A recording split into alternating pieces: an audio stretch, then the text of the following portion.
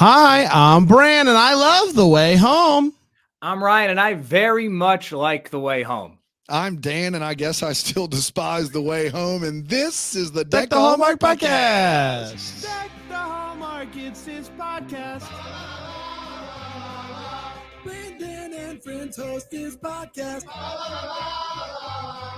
We hope you like this jolly podcast. Well, hey there. Hi there, everybody. Oh, boy. Man, what a day. It's getting real, Bran. It's getting real. It's getting real. Yeah, it is. It's getting real in the real. Ryan, I know there's something that everybody has been wondering is, did you win Pins and needles. the Please tell us about VHS eBay gate. Power Rangers VHS? I meant to bring it. I forgot, but if I forgot, that means I got it. We got it. We got it. You have it. You have it. Great. It's already arrived. So, yeah, the guy lived locally, so it was pretty quick. It's pretty Wow, Yeah. man, you gotta love that. You gotta love So when the guy everything. selling this was local? quick. I mean, like, not local enough. Like, you know, I wasn't. I You don't guys try. are on eBay. It's like, turns out I'm around the corner. Yeah, I don't try to do in-person eBay buys, but yeah. And for That's a anyone- Lifetime movie right there. Get that sandwich on the phone. But for anyone curious, it landed at $50 even. So with shipping and tax, $55 out the door in my possession. And he got robbed. Let's Man, go. what a Now, steal, and how Ryan. you were saying that it looked like it was a little bit beat up. Can you confirm the quality of the video? Yeah, the case is like, you know, granted, these things are cardboard. It wasn't a clamshell for anyone curious. So it's No. like the case was clamshells where it's at. But the Yeah, case I was under no pretense this was a clamshell. well, that'd be, that's a whole different tax bracket at that Yeah, point. yeah. Yeah, so I mean, ultimately it looks the way I thought it would, but let's keep in mind the mint one still in the realm of possibility for the future. So we'll see. You still might buy the mint one. Not now, like, you know, but it's possible. We can have that discussion down the line. Is this a stock market situation? You think you could buy it and maybe sell it later for $500? Yeah, I think so. Yeah, I mean, if I bought that one out the door with the getting it graded, it'd be around 150-ish or whatever, 200, Yeah. let's say. I could flip that in a couple years for 500 probably. You think so? I know the one person on VHS this Power call- Rangers market Yeah. may I know one settle person on out. this call doesn't think so, but I do think so. Yes. Got it. Good. Can I just one more question? I know we got things. We to can do, talk but about this all day. Yeah. I like this episode, is a mint cardboard worth more than a clamshell? No way. I got beat up. No. No. A mint cardboard. Mint cardboard versus like a Standard- good clamshell. I think it depends on who you ask. Like a very good original Snow White and the Seven Dwarfs clamshell, probably going to go more than for a mint Power Ranger white light cardboard. I think about the cardboard and it gives me more nostalgia than a clamshell. Really? I No. don't feel that. I guess Okay. it depends on what your favorite flicks of the era were. Well, I will say I had a Good Burger There clamshell, it is. orange, There it which is. was fantastic. Oh, that's beautiful. But I don't know. There's like something like about the cardboard that I'm like, if it was a mint card, give me mint cardboard over clamshell any day of the week. And this is a different can of worms, but then if it's still in plastic, are the original stickers still on it? Like $5 off at 7-Eleven. All that matters in the graded VHS. Wow. Yeah. So you want a $5 off sticker on your cardboard or Well, clamshell? if it's still in the plastic and the sticker's not there, what are you even doing? I mean, you're not. It's like that's not worth that. That's not worth nothing, you know. As opposed to with the sticker, and now we're talking, you know, big bucks. Why not just make up a $5 off sticker and put it on there? Dan, do you have a $5 off 7-Eleven sticker guy? 'Cause I if think not, for the right amount of money, I could find one. Yeah. Well, let's talk Dan, offline. some things are sacred. Yeah. And VHS tapes of kids' television shows are one of them. That's exactly Dan, right. you're gonna miss this conversation when it's not open show chatter in a couple weeks. You're That's gonna miss true. That's Yeah. true. When we move over to Mellowstone and we're dealing with Ride, which I'm already mad about, I just saw a still frame of Nancy Travis in a cowboy hat, and I was like, this show's going to suck.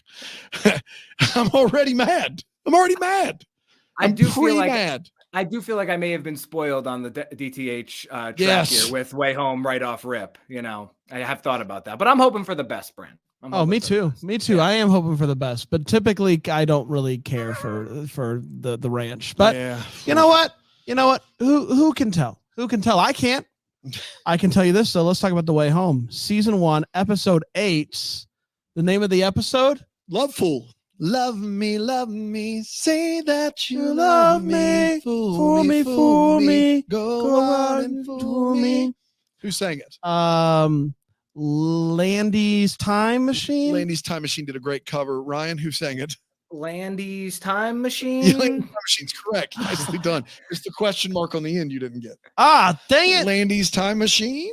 I forgot there was two Looking versions for of that. Cardigans, gentlemen. Oh. The Cardigans. Big fan of their later stuff. Yeah. Yeah, I like wearing a cardigan. But that's what you heard over there. March. Madness. Are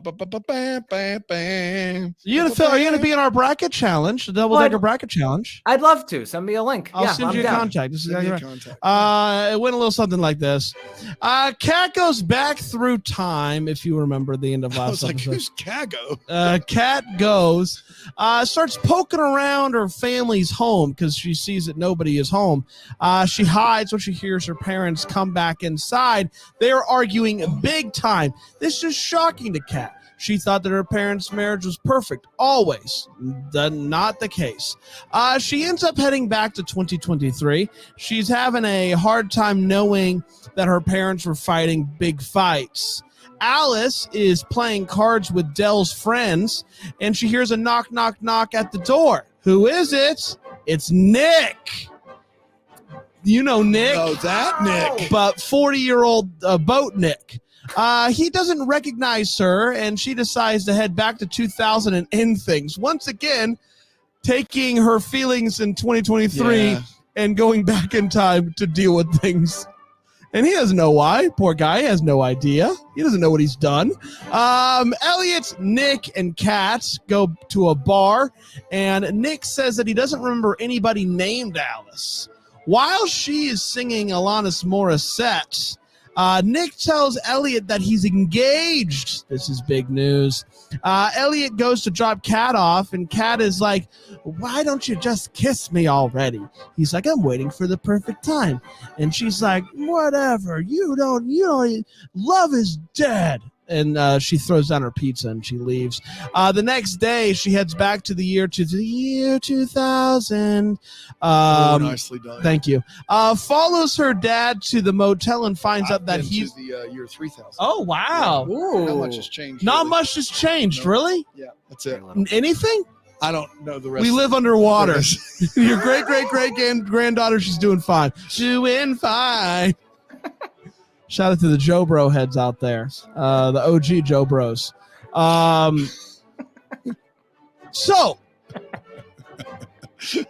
the year 2000, follows her dad to the motel, finds out that he has been meeting with a private investigator, not a mistress. And the PI says that there's no new leads, and he's going to go ahead and drop the case. Back in 2023, Byron is shooting his shots, cane in hand with Dell. Dell's being weird about it. He's like, she's like, I can't kiss you while you're sitting in my husband's seat. He's like, I didn't know those were the rules. Kat, after finding out that her dad wasn't cheating, runs back home to Elliot, and they kiss freaking big old honking ones. They kissed Big this old episode? honking kisses. I didn't even know that. What? Guys, you stop it. Then these guys, Dan and Aaron, they were like, you know what would be funny is if you didn't mention the kiss. It would really make things funny. It's not funny. This is serious stuff, guys. Never. This is serious stuff. This is serious stuff, Aaron. Big smooch. Big smooch.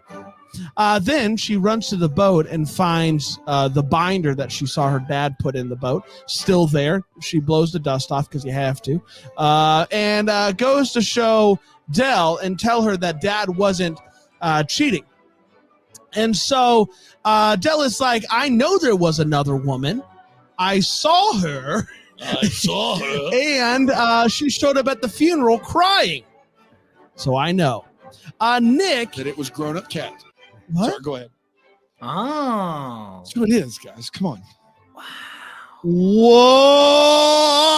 What? Sink or swim in the opening salvo. Come on, guys. Bro, I didn't even get there. Wow. Dan, you're good at this, man. To be clear, she's not his mistress. No. Okay, got it. Because this show, for this new Hallmark, baby.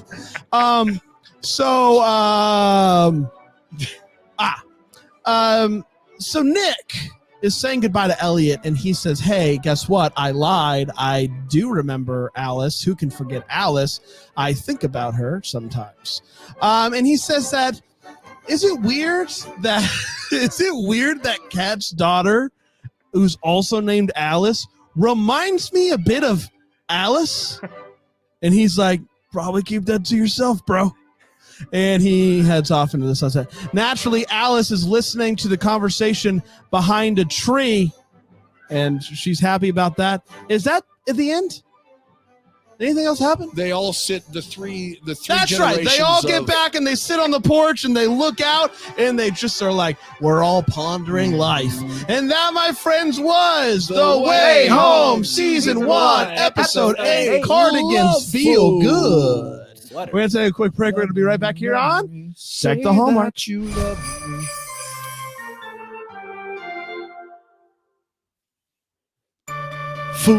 Fool me, go on and fool me. The whole break. Yeah, that was good. Break. Yeah, that was good. You were just nonstop singing, but it was nice. Is when we went into break, you were singing, and when we came back, you were. And it was singing. like I just stopped. Yeah, and that's called producing. That's shout right. out That's to Aaron. prep. Aaron's doing a great job out there. Guys, let's talk about this episode of television. 8 episodes into the first season of The Way Home. Rave reviews so far from us. Let's see. You're doing great.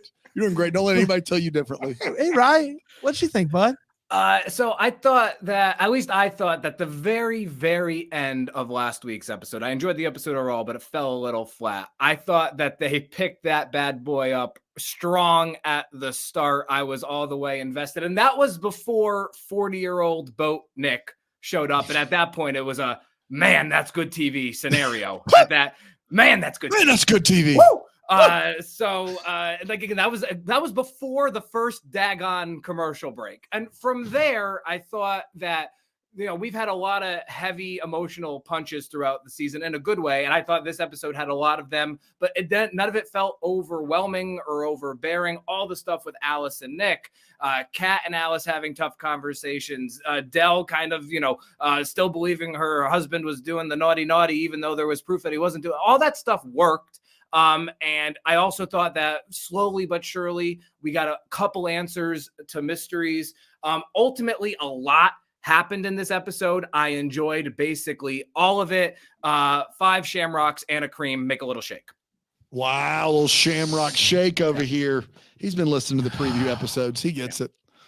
Guys, it's just such a show. It's such a show. Such a show. I just am in love with this show. I'm in love with this cast. Just some great performances, great storytelling. We have 2 episodes left. I'm just so excited for the next 2 weeks. I make it. One of the things that I talked about as questions that we have is, what about Nick now, huh? And I do think we got that answer, and I don't think we'll hear any more about Nick until season 2. I think that's we got what we got, and we'll sprinkle that away. I think the rest of the season, sprinkle it on away. The rest of the season is going to be all about Jacob and all about, and I think episode 10, we will finally get the explanation for what the White Witch has to do with all of this. Wow. I think, I think it's going to be one of the last things we see. One of the last things we see, we're going to finally get the identity of the White Witch? The realization of what this is. See, I've thought about the fact that that's the long game. I was not. You don't think we're going to get any more White? I think that if we get info on Jacob this year, that is a job well done for season 1, questions answered. I don't need any White Witch mythology in season 1 more than what we have, because I think that's the biggest question. I think the Jacob question is more prescient. It's prescient, whatever. It's right now. So, like, I would love to hear about Jacob present. If we. It's right now. It's the definition of present. Why are you trying to jazz it up? Present. Come on, Dan. I stand corrected. That's on me. I'm sorry, everybody. Dan, very commonly used word. Yeah, I'm sorry. Brad. Every day. Persian? Brad, there's no time like the present. Persian. Yeah, I just think that the Jacob answer is one we need this season. The Agree. White Witch one is one we don't. What I'm saying is I think the last thing we're going to see is the identity of the White Witch, and it's going to be an aha moment where it all you see it and you're like, okay, not giving us. I'm all in that's Andy McDowell. I still think so too. I mean, ultimately, Bran, there's probably a way to reveal Jacob and give us more morsels on the White Witch, which would be a heck of a finale for sure. What if Jacob's the White Witch? I'll stumble. What if? What if I fall? You know what I'm saying? Like, there's so many, there are two things we don't know. We don't know where Jacob is. In like a wig. Or Jacob's just got long white hair. The hair's brown. Just Jacob over a big cauldron. No, first scene, she's wearing like a white robe thing. Okay, her hair's fine. Brown, Either way, all I'm saying is we did a lot of assuming about the White Witch, and we didn't really get a ton. No. We see someone with long hair running through the woods. Could be anybody. Are they yelling? It could be like a heavy metal rocker from the 80s. Could be. We don't know. Could be Michael Sweet. It could be. Who went back in time. I'm just saying there's a lot of things. It could be the lead singer of Schreiber is all I'm saying. And I gotta say, we still there's still something about Elliot.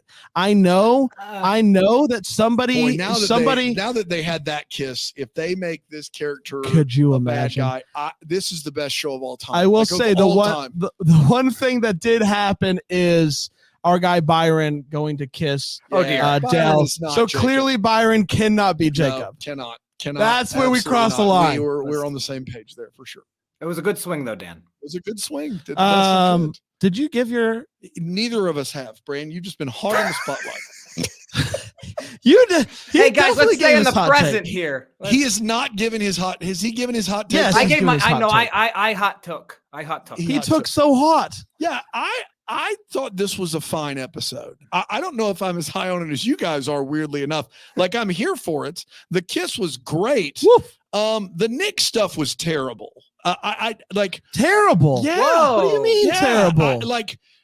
I've never seen a more lazy engagement in my life. Like it was such a lazy plot development that it's almost like they were hiding something. If they're hiding something with Nick, then I'm back on board. But literally they're like, we have painted ourselves into a corner, and the corner we've painted ourselves into is 16-year-old loves 40-year-old. We've got to fix it. And so the way that they fixed it was they brought this guy back, and they were like, he's announcing his engagement to all of his family and friends. She's not present, whomever he's engaged to. And then he's like, I'm out of here. I'm deucing out early. What if he's engaged to Jacob? Okay. All right. See, what I'm saying is that if what you're saying is right, and the way they make it sound is we need to close this loop where 16-year-old loves 40-year-old, and they close that loop. If this is what they did to close it, great, because it was the worst plot point anyway. But if we're supposed to believe that was as good as the rest of this show, I have news for you. It was not. Now, you take that out. The rest of this was bang up 5 stars. Like, great. Really, really good stuff. Really excited about the last 2. But the time spent with Nick was not time well spent. It is clear that we're not going to get all the answers in the season. So I'm very intrigued to see which things they choose to give us answers on. Correct. And which they choose to wait. I just think they had to close the loop with Nick, and it was the laziest I've seen this show. It can't be the end of that though, right? So, why do all of that? Again. Why do all of that? Yeah. We'll see him again at some point, don't you think, Dan? I hope not. I think we will, but can we talk real quick though about the casting of Nick? Dude, no. He looks just like teenage Nick. That's that guy's father. Like, he looks just like him. That was very impressive.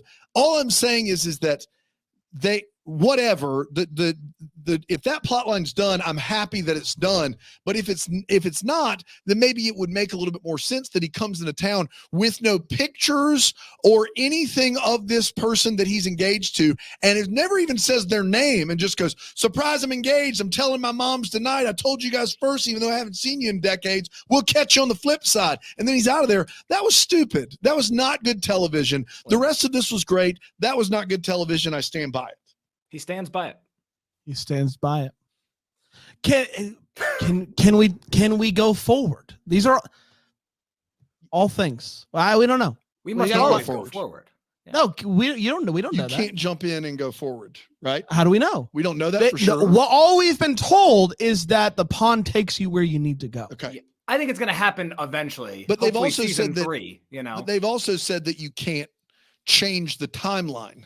So going forward doesn't do anything, because anything you would do would then change the timeline. Yeah. You can't go forward. If you cannot change anything in the timeline, if that's true, you cannot go forward. That's how that works. Because if you go forward, you change the timeline, because then you go missing. You always act like you know things. What? Forget I'm dead. I know time travel. I know how to say present. Sorry. Let's get to the feels, Ryan. So I knew that Bran would cover the smooch of it all. So I wanted to go a little before that, because the cat yelling at Elliot about the lack of smooch scene really got me. If that was among the best scenes of the series in terms of just hitting an emotional wallop. Like, it really put me in a place where it's like, you know, now granted, Elliot's honestly our age, but like in terms of the show, but like really put me into like younger Ryan. I'm sure all of us had a moment like this. We're trying to get with the girl in the exact right way, and you screw it up. And the way 2023, not me, Ryan. No, like, Not me. Not the smooth operator over here. me. yeah, Bran was always in the prescient. Yeah. But when it came to the ladies,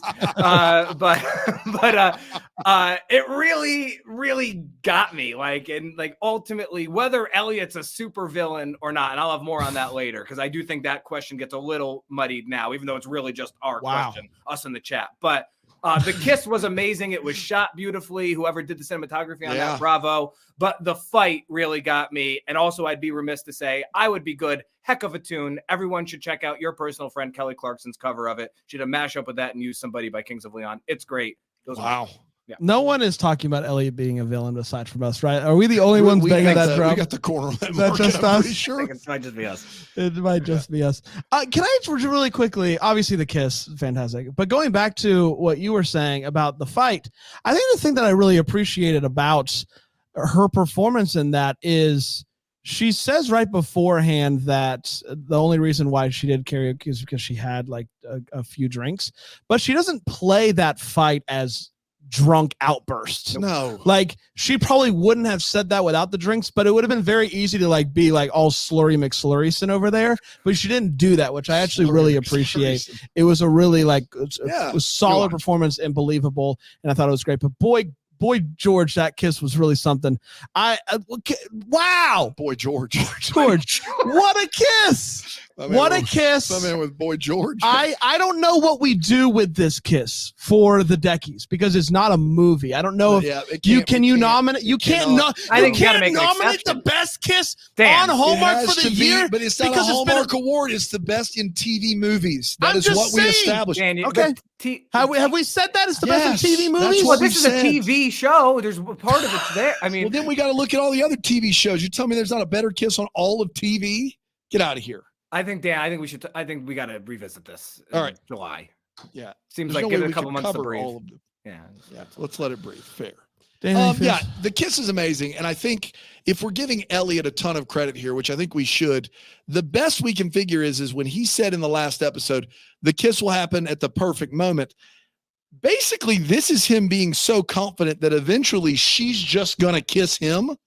That's a move, man. Yeah. That's a move. And you know what? If that's not what he meant, then I take it back. But I'm going to assume it is. And props to that guy. I mean, Elliot, you got to be pretty nefarious to think of something like that. You got to be pretty like double dealing. It's a narcissistic move. Move. That is an absolute. He's a monster. I mean, I can't imagine but I have been in love with this girl since we were in high school. We finally acknowledged that you have a crush on me. Right. I have a crush on you. I'm going to just play it cool and wait for you to kiss me. Is either the coolest cucumber in the world, or he definitely killed Jacob. Yes. The thing about it is that for him to be that confident to say, no, it's not going to happen yet, would lead you to believe that he has something planned. And if he doesn't have something planned, then he's just a doofus that just ran into a great kiss. God love him. If he did have something planned and it was, she's eventually going to kiss me, that is some, I like, boy, there's a lot there. The only part that startles me is after the kiss. I think this is the biggest argument against what we're saying, but it also could be the most terrifying thing of all. He does like the yay celebration thing. Yeah. And like, that's very adorable and precious. But if that's through the lens of a villain, then this man is an absolute psychopath. Dude, psychopath. And this season 2 is going to be insane. I like literally Hallmark would lose all their viewership, but the three of us would just, oh man, if he's a villain, it would be the best show ever. It would be so amazing. It'd be unreal. There's only one person that knows about the time travel, and that guy's not a villain. Come on. If there's one thing I know about this world is that when people get power, when they know knowledge, they never abuse it. Let's take a quick break. Know knowledge. When they know knowledge will be pressure. I know knowledge. The thing I know about people is when they know knowledge, that is the dumbest thing you've ever said. The mind is a impressive. brain. Yeah. I know knowledge. I also know it's time for the Wait What. Knowledge before? It's where we talk about what in this episode of television made us go, wait, what? And I'll kick it on over to my guy, Ryan. Thank you, Bran. So as has been established, especially over these last 2 weeks of the program, I quite like the 90s, but I admittedly had to look up what ICQ was. We did too. Yeah, we did I too. did not. Was that like? Must have been bigger in Canada. I was gonna say it must have been like a Canadian thing, right? Do you think they ASL'd over there? No, they ICQ'd. It's in the name. Yeah, but how do you ICQ? Did they ASL on the ICQ? But how do you ICQ without knowing the ASL? It's a fair point. It's a fair question. You're welcome. So I had to look that up. We already touched it, but thanks to Dan, I couldn't not see Jacob and the Dell scenes with the newspaper guy, and it was not a fun hour of television during those moments for that reason. That was my only critique with the episode. At one point, he goes, "I'd like to kiss you," and I was like, "Oh!" We're both like, "All right, that was fun." Ran its course. At least we're getting answers, you know. Yeah, that's right. At least. That's right. Listen, the show begs for you to ask questions while you're watching it, and when you get the answers, you just have to be like, "Okay, I was wrong. I was wrong. Wrong. You're wrong." Easy. We'll start asking incredibly preposterous questions just to get answers to them very quickly soon after. It's a foolproof strategy. Present day Kat going full planes, trains, and automobiles to spy on her dad in 2000. Not really a wait what. I just didn't have anywhere else to put it. I enjoyed it. Kind of ridiculous that she would just be in the trunk of the truck the whole time, but I liked it. And then last one for me, I'll piggyback, Dan, off what you said earlier. I had not thought of present day Kat as the woman crying. And y'all know I love Dell, Andie MacDowell. She pulled double duty. She was on the Oscars on Sunday night as well. First of its kind. She was time traveling, quite frankly. Through the pond. Yeah, what a woman. But ultimately, unless she has some more substantial proof, someone crying at a funeral, not a smoking gun, that the man was committing adultery. But I took it as I saw him with this woman, and then I saw that same woman at the funeral. She never said that. She just said there was a woman at the funeral crying. I don't think so. I'm with Dan. Now, with that said, Brad, really? if you're right, then that's totally fine. Still kind of a leap, quite frankly. But I mean, if Kat shows up for her dad's funeral and is trying to be inconspicuous and she's crying and Andie MacDowell notices that makes sense of this whole thing, and he still didn't cheat on her. I saw this woman get in the back of your truck. Yeah, that was my question. She was under a sheet. Yeah. One of my big wait what's was they don't see her just like around the property. She's not doing a great job of hiding. It's bad. It's really bad somehow. Not a professional staker outer. No, of course not. So Dan, I think we have talked through this one. Okay. But I do have a problem with a barista bringing two beverages. Okay. Yeah, we got this one, I think. And saying, all right, two mocha fraps, putting one down and saying with extra chocolate, and then another one saying with extra whipped cream. Now, the problem with this is both beverages had the same amount of whipped cream. So I think what we've come up with is that they both got the same order. Yes. But putting one down and saying with extra chocolate, with extra whipped cream makes it seem like those are two separate orders. But in reality, they just ordered 2 mocha fraps, extra chocolate, extra whipped cream. Extra whipped cream. The way he said it versus the way of distribution made it weird. So I think we've talked it through. I think we got it. Yeah. I know So not a wait what. I just want. Well, no, but that's what we do sometimes. Sometimes we talk through the wait what's. We get to the bottom of it. I know that the writers and the producers and directors of this show are watching us talk about this show on Philo, and they're going, "Oh, I've got the answer to this," and then they hear us break that down. They're like, you know what, you guys nailed it. Great job. So no need to write in. No need to write in. No need to write in. That's right. My only other one is what's the deal with that and things. Oh, here's my problem. I think karaoke's sacred. Sure. And I just want to put this on the record. Karaoke is sacred, and you don't sign someone up for it without their permission and without knowing what song they want to sing. Yeah. And I think this is important. Have I done it once to my good friend and made him sing Creed? Yes. But what I found out later was that he's terrified of that. That wasn't fun for him. So I've grown a lot as a person, and I would like to think 40-year-old Brian, if I was the same age as Nick, wouldn't be signing someone up for karaoke. Karaoke is sacred. You should do it if you want to do it, and you should be able to pick the song that you want to sing. That's all I got to say about that. Sacrifice. Yeah, for instance, we would all pick Scott Stapp songs. Thank you very much, Ryan. I got a couple. Byron is staying at the house there, and Dell's friends come over because he's limping. Yeah, because he's got a cane, and they're like, "Let's make cocktails." And he's clearly he is nefarious. We're all in agreement he's a bad guy, right? I don't know, man. He makes a cocktail, and he says, "We've gone from he's Jacob to he's nefarious." How about this? He's something other than what he's portraying himself to be. But he says they're all drinking these drinks out of mason jars, and he says, this is a quote, "I got this recipe in Cabo. I think I got it right. It's been a few years, a few head injuries." That's a weird way to tell people that you may not remember a cocktail recipe. Like it's all like of all the ways to tell people you've had like some brain trauma in your life. It's, well, I think I may have gotten this recipe right, but I'm not sure because of all the head injuries. No one there, Byron, is aware of your head injuries. The recipe was from a long time ago. It's unnecessary information, buddy. That's a conversation killer. What are they supposed to do with that? And then he seems shocked when Dell brings it back up. Yeah. So, hey, you got a couple. Oh, boy, you caught me. Yeah. Oh, you said I done goofed. Head injury. Man, I hate that I brought that up.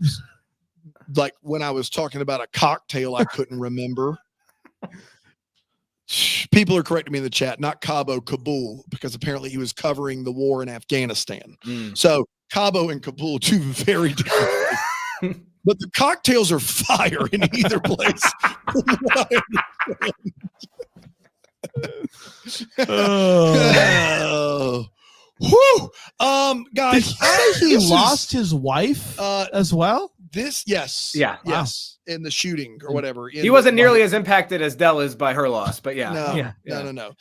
This is just the head injuries. Finally having a microphone to rant after watching a poker movie where they use a royal flush in 5-card draw to show that someone's good at poker. A royal flush is like almost 1 in a million. It's not something that requires literally any skill at all. And they can't just have her win the hand of cards. It's like, well, royal flush again. You know me. I just ran into another one. There's nothing I can do about it. We're raking those chips. That's weird. And then lastly, it is so weird to me that Kat is insistent to bring up Alice to Nick. Like Nick sees Alice and then they're at the coffee shop and Kat is like, don't you remember the crush you had in high school? Alice? I named my child after her. Do you remember her? Huh? Do you? Bro, leave it alone. He didn't recognize her. Like, you don't want any more part of it. Just leave it be. Like, why are we? Elliot's sitting there like, don't do it. Elliot's like, this is weird. Yeah. So no, absolutely not. That's all I got. Let's do sink or swim. Ryan, you sinking, you swimming, or you're both in? Both, and I can't wait for Alice's appearance in the World Series of Poker. But Yeah. I've brought this up a couple weeks ago. I'm almost positive, but I think now it's worth reiterating. I'd be curious for your guys' thoughts.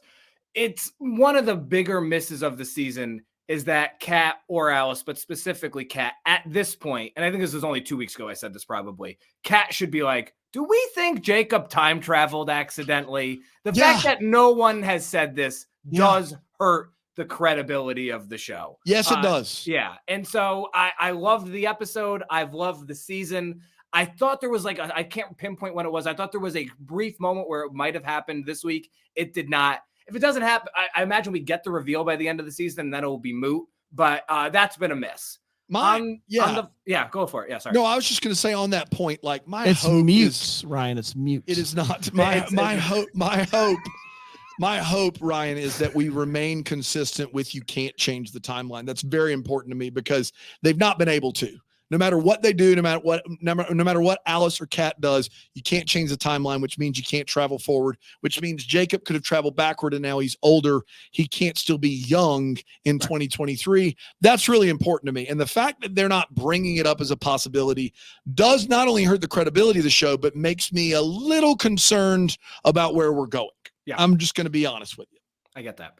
And then, so to be fair, on the flip side, I did not want to mute Kyler Lee. Lovely voice. Say Flame Snow can sing. Everybody on this show can sing. And that's just beautiful. And those are what I was thinking. Those are what I was swimming. And Brand. When are we going to put out a Way Home album? Let's do it. Let's get on board with this. 90s covers. Let's go. Oh boy. My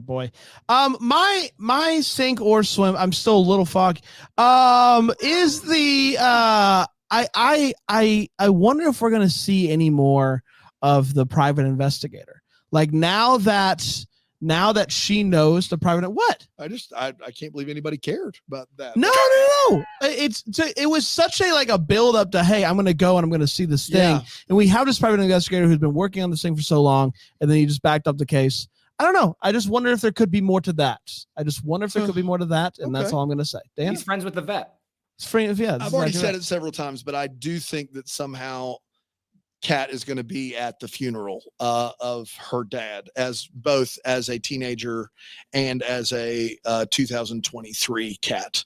And so I'm fascinated to see about that. And then, we need some information on Jacob before the end of the season. This has been the best thing Hallmark's ever done. And the only way that it does not stick the landing is if we get nothing on Jacob before the end of season 1.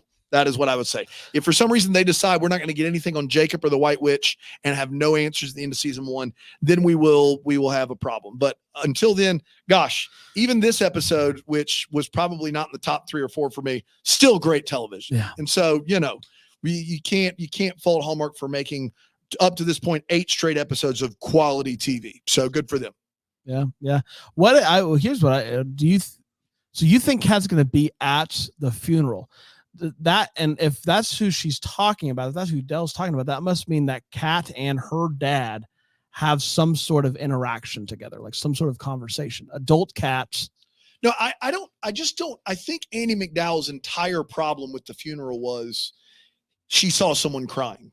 I don't think there's anything else to it. She literally says, I saw him with another woman. I hope there's more to it. But I was just, from when I said it earlier, the way she said it, she says, I saw someone crying at the funeral. The guy must have been messing around. The way she says it. She says she saw him with a woman and there was a woman crying at the funeral. If she said that was 2 episodes, like she said, that was not this episode. Different episode. It was, guys. We'll take it to the tape. Let's do it. We'll take it to the tape, and we will give you, the listener at home, no insight on it because we're gonna do it after we're done. Let's do this. Hey! What is going on? It's time for Wrestle the Ground. Ryan, what are you wrestling to the ground this week? So I'm going to go away from the ring because based off the great Dennis Haskins, Mr. Belding drop, I just want to let everyone know I'm meeting Mark Paul Gosselaar, who played Zach Morris this weekend at 90s Con, and greatly looking forward to it. You're going to 90s Con. That's for entertainment. Zach Morris is like, at this point in my life, I feel a little weird about meeting celebrities because of what I do. I interview celebrities, blah, blah, blah, blah, blah. But Mark Paul Gosselaar's in that pantheon of people I must meet. Yeah. And so it's happening this weekend. I greatly look forward to it. So you're going to 90s Con just as a fan? Yeah, I missed. I no press pass. I want. Who else are you meeting? I might meet Olivia Diabo because I'm a big green guy. I have a big green jersey to get It's a big signed. Wow, the soccer movie. Yeah. Wow. And then maybe Alicia Silverstone. We'll see. Well, but also, are they selling a lot of like VHS Power Rangers stuff there? Is that why you're going? Dan, that's the hope. Yeah, I'm going to meet Mark Paul. I actually have a lot of pitch signed stuff to get signed. His baseball show they did got canceled after 1 year. I recommend it. Yeah, It we was know great. it. We were in ATX Austin at the ATX festival when they premiered it before it even showed on Fox. Mark Paul walked by me and I said, "Hey, Mark." You didn't. You said, "Hey, Zach." I said, "Hey, Zach." Oh, said that's not exactly. the way to get him. Yeah, Yeah, I love yeah, pitch. I miss it dearly. And so very excited, but shout out to Dennis Haskins. Shout out to Mark Paul. Looking forward to it. Dennis Hadkins, on the other hand, can kick rocks. We don't Hey, want to Get out of Dennis here, Haskins. Hattie. Yeah. That guy's the worst. All right, everybody. 2 more episodes left. Hopefully, we'll be back next week. Dan, you are going to be in Mexico. Yeah. We're still trying to figure it out. Yeah. So I do want to be upfront with people. If we aren't here next Wednesday, It'll be a 2 for the it'll be a following 2 week. for the following. Yeah. We are not going to shortchange the way home. No. We all 3 of us, we've ridden this journey. I think it's important that we do it all together. But just know that if we're not here on Wednesday next week with a way home, it's because Dan couldn't get back from Mexico And to I'm do gonna that my episode. best. I'm going to do my So best. yeah, we're gonna do our best. We're gonna see what happens. But if not, a double episode drop on the following Wednesday. Everybody, hope you have a good time today. Until then, where's the issue I make? Deck the Hallmarks of Bramble Jam podcast is produced by Aaron Shea. For more information on Deck the Hallmark, you can go to deckthehallmark.com. For more information on the Deck the Hallmark family, you can go to bramblejamplus.com. Deck the Hallmark is presented by Philo TV. For a free trial of Philo, go to philo.tv/DTH.